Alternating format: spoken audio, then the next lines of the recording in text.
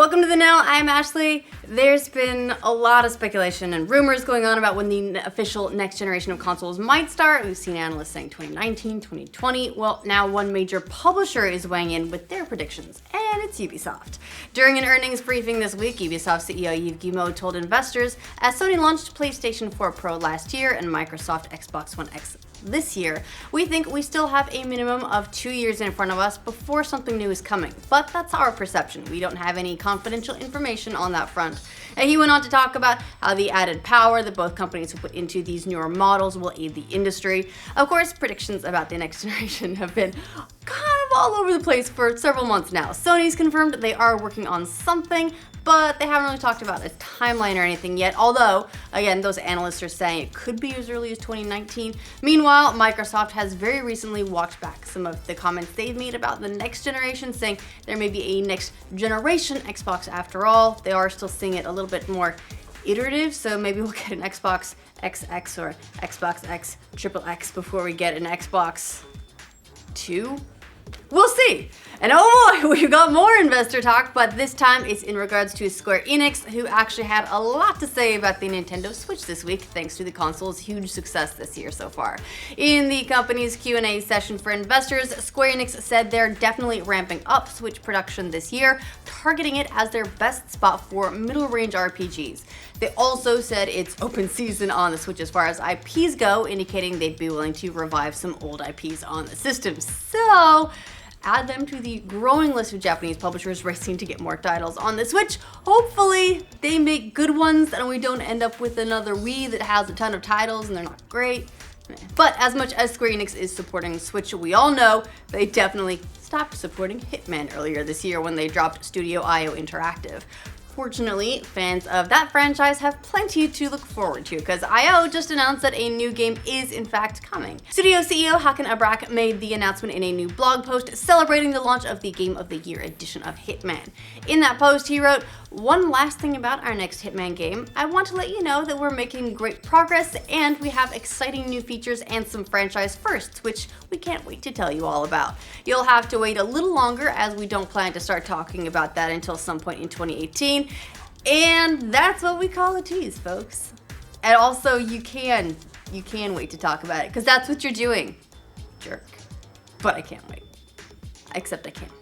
Congratulations, EA Access and Origin Access subscribers! Today's the day you get to start your trial of Star Wars Battlefront II on PlayStation 4, Xbox One, and PC, so you can see if it's worth all the hullabaloo. As always, with EA games, that gives you 10 hours of playtime in the game, although it's not full access to the game, just part. Multiplayer will be unlocked completely with all modes and maps, but single player will lock you out after a couple missions, because there might not be 10 hours of them. As for everyone else, you know what that means. Lots of Battlefront 2 videos and spoilers are going to be making their way onto the internet, so browse accordingly and cautiously. Star Wars Battlefront 2 releases Friday, November 17th. Now, are you ready for Hogwarts GO? Because it's happening. TechCrunch reports that Niantic Labs is making a Harry Potter augmented reality game similar to Pokemon Go, because apparently Niantic hasn't made all the money in the world yet. The new game will be called Harry Potter Wizards Unite, and it's set to launch in 2018 as part of a co-development deal with Warner Bros. Interactive.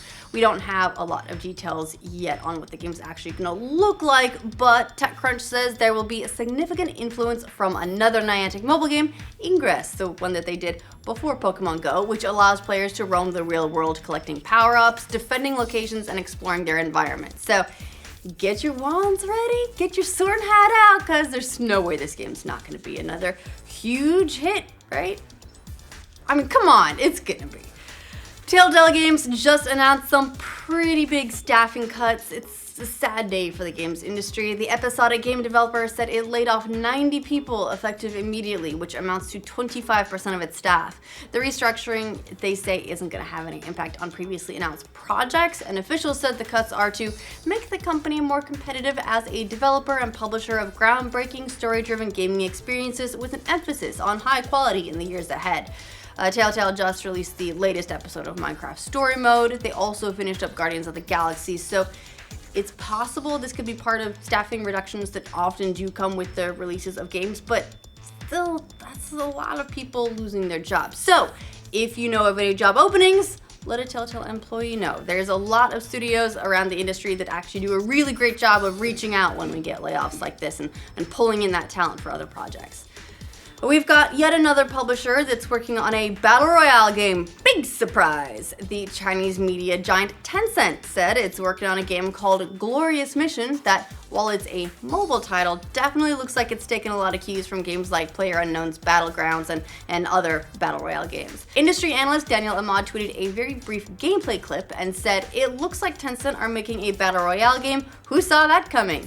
Now, what's interesting about this, though, is that Tencent also owns a minor stake in the wildly popular PUBG developer Bluehole. So, can it compete with itself, or does it not think that mobile is really competition for PC and, well, soon Xbox? I mean, we'll see how their own version ends up playing out, but considering that Tencent is the fourth largest internet company in the world and owns pieces of games like League of Legends and Clash of Clans, and I think they just bought part of Snapchat, safe to say they have a lot of experience in the area. Ahmad said the beta for the game is coming soon. Loot boxes are a controversial topic among gamers these days, but hey, don't lump Overwatch in with the other games, says Blizzard CEO. Mike Morhaime said in an interview with Game Informer that Blizzard definitely wanted to avoid any pay-to-win scenarios with Overwatch, which is why its loot boxes only contain cosmetic items. Morhaime said, "I think there's absolutely nothing wrong with crates that give you randomized items. I think that whatever the controversy is, I don't think Overwatch belongs in that controversy." Of course, Blizzard absolutely hides progression items behind loot boxes in other games like Hearthstone, so don't get too comfortable on that. Where's Blizzard? The video game voice actors strike that lasted for more than a year is officially over after their union approved a new agreement. The agreement was approved by the members of SAG-AFTRA, and it ends a strike that's lasted since October 21st of last year, which was the longest in the union's history. One of the biggest changes in the new deal is that voice actors will now know the name of the project they're working on, and they'll also be told of any sexual or violent content in the game. They also got a bump in pay too, which is always nice. SAG-AFTRA President Gabrielle Cartera said in a statement, "This agreement is the first step towards streamlining the work our members do in the video game industry. I'm excited for what this means for our members moving forward."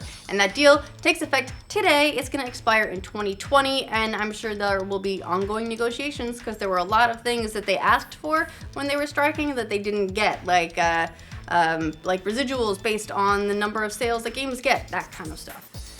Universal bet big on their rebooted shared monster universe, landing Tom Cruise to star in The Mummy, lining up A-list talent like Russell Crowe for Dr. Jekyll, Javier Bardem as Frankenstein's monster, Johnny Depp as the Invisible Man. Then The Mummy came out, and it didn't exactly flop, but it didn't exactly set the world on fire either, and now the core creative team behind the Dark Universe franchise has departed. The Hollywood Reporter states that Alex Kurtzman and Chris Morgan have abandoned ship, and Universal has stopped development on all of the Dark Universe monster films in development, including Bill Condon's The Bride of Frankenstein, which was reportedly eyeing Angelina Jolie to play the title character. Don't worry, like most movie monsters, these characters not gonna stay dead. I'm sure they're just too valuable to Universal to keep locked away. Universal has stated they do intend to keep making more, and they're just figuring out the best way to continue forward. Maybe next time they'll remember that these characters are supposed to be scary, not action stars. I know, although I always found Frankenstein's monster a little bit lovable. Maybe I'm weird. Or maybe I'm weird. When pressed on whether or not he would fulfill his 5-picture deal as Batman, Ben Affleck has cryptically said, "I don't know about that. We'll see what the future holds."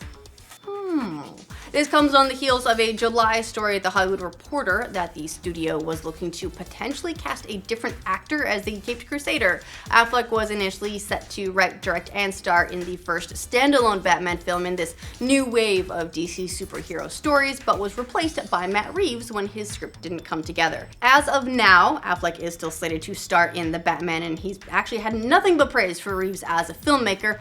But if he does hang up the cow, how are they going to explain the change of actor? The answer to that may lie with fellow member in the Justice League, Barry Allen, aka The Flash. It's going to be a universe thing. It'll maybe Flashpoint. Word all around the web is that Warner Brothers is really hot on launching their Flash standalone movie after seeing how well Ezra Miller comes off in Justice League. Wall Street Journal's Ben Fritz has poured more fuel on the speculation fire by tweeting that Warner Brothers Pictures president Toby Emmerich told him they were close to hiring a director and giving a green light to the movie, which has already been announced as revolving around, hey, guess what? A Flashpoint storyline. If you're not familiar with that particular arc, it involves the Flash traveling back in time to prevent his mother's death, and in doing so, creating an alternate timeline. It's a kind of convoluted way of retconning a lot of stuff probably, but they could theoretically explain away the recasting of Batman with the events of this arc and keep whatever current casting and characters they like. Or, if Affleck is sick of playing Batman, they can just get a new actor and have Flash crack a joke about how he looks like he's been working out, and let that be that. Look, we've gone through a lot of Batmans in the past. Either way, it's good news that the studio is excited about Ezra Miller in the role and that we're finally getting Flash his own movie. Although, I actually really like the actor for the TV show. I was a little bit offended on his behalf when they didn't put him in the movie. But I also get that would have complicated the whole Arrowverse and the DC film verse and all that stuff. So I understand it, but he's so good in the show. Alright, that's all the news we have for this roundup. Let us know what you think of all this news in the comments down below to make sure you get all kinds of news from every corner of the internet every weekday. Like this video. If you're new to this channel, subscribe to the know. And we've got a link in the description, and I'll pin a comment for it.